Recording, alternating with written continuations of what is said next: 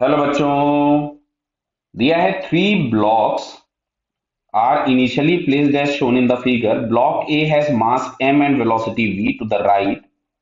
Block B with mass m and C with mass 4m. Clear है?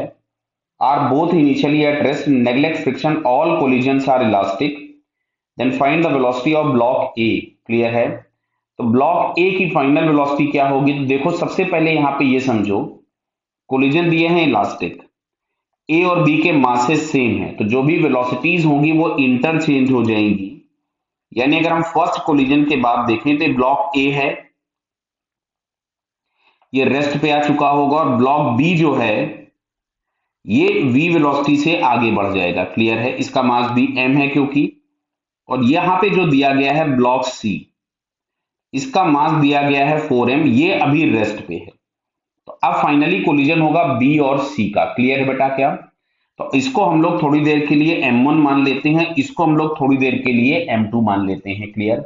अच्छा, हम लोग इंटरेस्टेड हैं a की वेलोसिटी पे। क्लियर है? तो अब सुनो, a की वेलोसिटी आएगी कैसे? अभी तो ये रेस्ट पे आ चुका है। अब जब b जाके इससे लड़ेगा c से, तो हो सकता है b रिवर्स हो जाए। अगर b रिवर्स हो जाएगा तो फिर आकर के वो a से कोलाइड करेगा, तभी a को कोई वेलोसिटी मिलेगी, अदरवाइज जीरो आंसर होता, जो कि इसमें कहीं नहीं दिया गया है। Clear?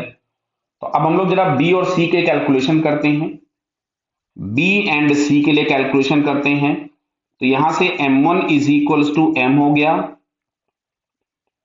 m2 is equals to 4m हो गया, u1 is equals to v हो गया, और u2 बराबर 0 हो गया। क्लियर?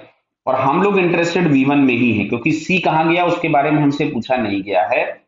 तो हम लोग अगर यहाँ पे v1 निकालें, तो v1 के लिए रिलेशन मिलेगा m1 माइनस ई m2 upon m1 plus m2 into u1, और प्लस u2 वाला टर्म आता तो u2 तो जीरो हो गया। क्लियर? तो अब यहां पे जरा हम वैल्यूज पुट कर देते हैं।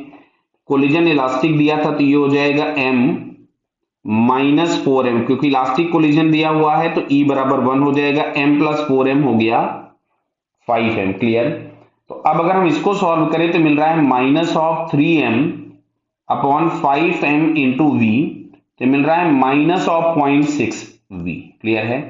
तो देखो, ये निगेटिव साइन इंडिकेट ही कर रहा है कि आफ्टर दिस कोलिजन, ध्यान से देखेगा, ये ए अभी तो रेस्ट पे ही है, मान लीजिए, ये जो बी है जब ये सी से कोलाइड किया है, तो कोलिजन के बाद वो इस डायरेक्शन में जाने लग गया, कितने से? 0.6v से। कितने से? 0.6v से। और ये जो ब्लॉक दिया गया था आपके पास 4m, ये आगे की तरफ में जा रहा होगा, किसी वेलोसिटी से, चाहिए होगा तो निकाल सकते, बट अभी हमको कोई रिक्वायरमेंट नहीं है, क्वेश्चन में तो हम नहीं निकालेंगे।